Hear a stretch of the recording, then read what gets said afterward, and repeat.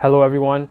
Before we get to today's segment, make sure you guys click on the subscribe button and click on the bell so you never miss a notification. But back to the story. So there's been a new update in the Ahmaud Arbery murder case. A text exchange was recently published on social media, and it shows a Glynn County Police Department officer texting Larry English. And Larry English, mind you, is the owner of the house that Ahmaud visited before he was murdered. And in this text exchange between Larry English and this police officer, the police officer was telling Larry English that, hey, if you ever see someone on your surveillance camera going into your house, which is under construction, if you ever see anyone trespassing, call Gregory McMichael. He's a neighbor of yours. Here's his number. He lives very close to you. He's a retired police officer, and he's gonna deal with it. So he was essentially deputizing a guy that was a retired police officer. So basically, another thing that also came up in this case is that the very graphic video of Arbery's murder, it was 30 seconds, right? The one that people saw on social media was 30 seconds, right? Turns out that was only a snippet of the actual video. The actual video of his murder was 4 minutes. What had happened was the killers and the guy that was filming the whole thing, they were chasing Ahmaud for 4 minutes. So he had managed to escape them, evade them, and he was running for his life for about 4 minutes. But then, unfortunately, they were able to box him in. I mean, Gregory McMichael and Travis McMichael, they were able to box in Ahmaud, and then we know what happened after that. This whole story just gets crazier with every development. It's not a surprise that Gregory McMichael was working as a vigilante for the Glynn County Police Department. This is an insanely corrupt police department, and in fact, there have been recent calls for them to disband because of just political corruption scandals. Back in March, three high-ranking police officers and the police chief at Glynn County, they were charged with perjury because what had happened was they had evidence that a fellow police officer of theirs was in cahoots with a local drug dealer, and they knew of this, but then they didn't say anything. Back in 2019, there was a case of a police officer who was sleeping with 2 confidential informants, and as a result of this gross misconduct, they had to disband a special task force. I believe the task force was related to narcotics. In 2018, there was a police lieutenant on Glynn County Police Department named, I believe, Robert Sasser. And what he had done was he had killed his estranged wife, and he had also murdered her best friend before he killed himself. Now, mind you, this police officer that committed this double homicide and killed himself,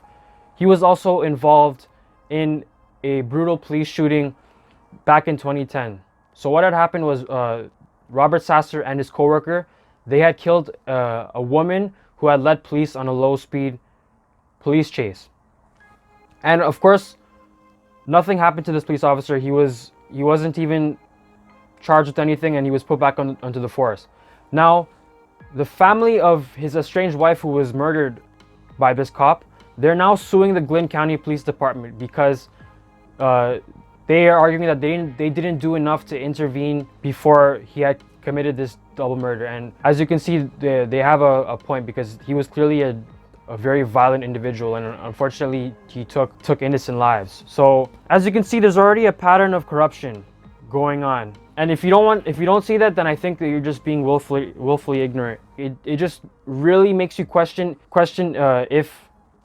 if the people that work in the police department, or even like the lawyers and like the prosecutors of that town, if they actually care about serving justice. And I think it's not really the case. Like they're only there to look out for each other, and they're not there to serve justice. They're not following their job. One of the new developments that's come out of this case is that the Attorney General of Georgia, Chris Barr, he's asking the Department of Justice to oversee this case, because as you can see, Glynn County has grossly mismanaged this case. There's just way too much corruption involved, and also it looks like they were trying to cover up Ahmaud's murder, because it took 74 days for charges to be laid out to the killers of this. So I think that's a step in the right direction. And also, an outside judge was appointed to preside over this case, so hopefully that would help to minimize the chances of corruption getting in the way of justice. It's just a very heartbreaking story, and hopefully they also pursue federal hate crimes because this wasn't just some people trying to uphold the law. It's bullshit.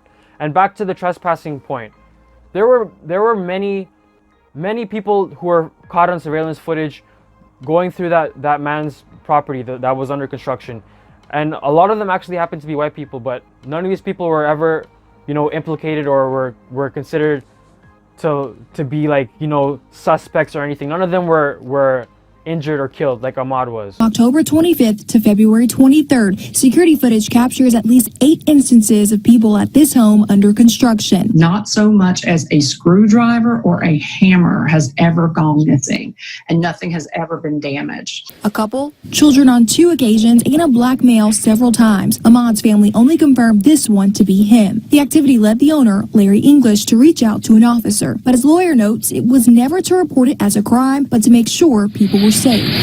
As Grady says, still, her client never enlisted the help of the former officer. If there had been a crime, there would still have been no justification for this young man to lose his life. For you to just sit there and act like this is not about race, that to me is just delusional. Because there were so many people that passed by and nothing happened to them. But Ahmaud, who by the way did not take anything, and this is coming from the owner, Larry English, he didn't take anything from the property, and he was still killed. And even if he did, that doesn't give those 2 roaches the right to be judge, jury, and executioner. So I think there definitely is a racial component to this, and you can say whatever you want. I don't care. I think that's eventually going to come out. And for those people who want to deny it, have fun being on the wrong side of history. And I hope you can sleep at night knowing that you're defending 2 cold-blooded murderers. We're even seeing new footage of Ahmaud's past history with police officers in the area that he lived in, and like you could just tell that this man was just doomed. Like it's just very heartbreaking. Like one old footage showed him being like harassed by 2 cops while he was in his car in some empty park because they thought that he was on marijuana or whatever. Like this man, like he just couldn't catch a break. And then another tape showed him and his friends at a Walmart. They were literally detained by 2 officers. Some of the officers were black, by the way, which is also sad within and of itself. They were detained by these officers in the parking lot, and then they were questioned, and they were suspected of stealing a TV. They were literally just walking through a parking lot, and they stopped them and were harassing them and accusing them of stealing a TV. So this poor man was just doomed, honestly, living in that area, and it shouldn't be that way. It's a damn shame.